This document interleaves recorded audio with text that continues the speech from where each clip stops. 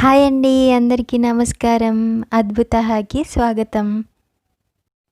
ఈరోజు అద్భుతహాలో చాలా రుచికరమైన, ఆరోగ్యకరమైన స్పెషల్ వంటకం మన రాగి సంగటి చింతపండు కారంని చూపించబోతున్నాను.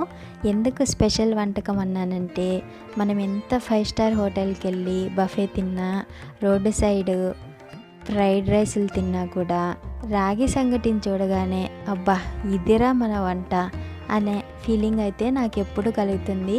నాకు తెలుసు మీలో కూడా చాలామందికి ఎప్పుడో ఒకసారి ఇలా అనిపించుంటుందని.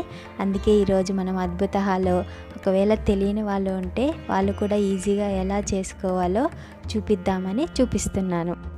ఇక్కడ ఒక గ్లాస్ రైస్ని తీసుకొని శుభ్రపరిచి 2.5 గ్లాసుల నీళ్లు పోసి స్టవ్ మీద పెట్టడం జరిగింది. అది బాగా ఉడికే లోపల మనం చింతపండు కారం చేసుకుందాం రండి. దీనికి కావాల్సిన పదార్థాలు: నానబెట్టుకున్న చింతపండు, సన్నగా తరిగి పెట్టుకున్నటువంటి ఉల్లిపాయలు, డ్రై రోస్ట్ చేసుకున్నటువంటి ఎండుమిరపకాయలు మరియు కొన్ని వెల్లుల్లి రెబ్బలు.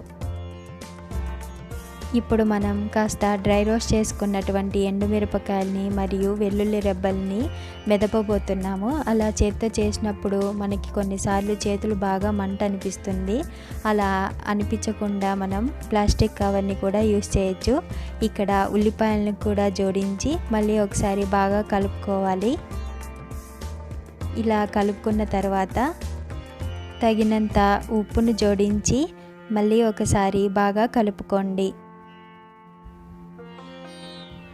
ఉల్లిపాయల్ని ఇలా బాగా నొక్కిపట్టి కలపడం వల్ల రుచి ఇంకా పెరుగుతుంది.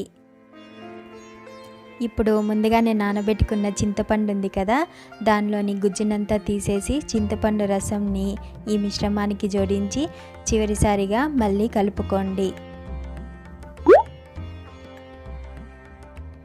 ఇక లాస్ట్లో కరివేపాకును కూడా జోడించి మళ్ళీ ఒకసారి స్పూన్తో బీట్ చేసుకోండి.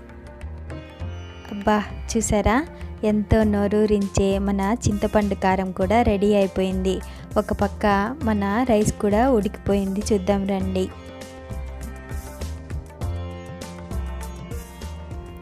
చూసారా, ఉడికింది కదా.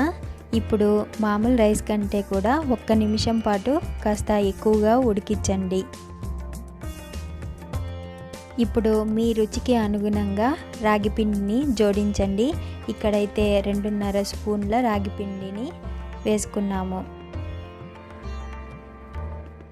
ఇప్పుడు స్టవ్ ఆఫ్ చేసుకొని మీ దగ్గర ఏదైనా కర్ర కానీ, పూరి రుద్దుకునే కర్ర కానీ ఏది లేదనుకుంటే గరిటె కానీ తీసుకొని ఇలా రాగిపిండిని రైస్కి బాగా పట్టేలాగా తిప్పుకోండి.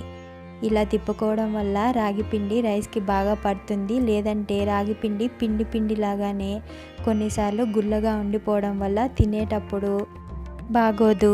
ఇప్పుడు వేడిగా ఉన్నటువంటి మిశ్రమాన్ని ఒక ప్లేట్లోకి తీసుకొని ముందుగా మీ చేతుల్ని వాటర్లో తడి చేసుకొని ఇలా ముద్దగా చేసుకోండి.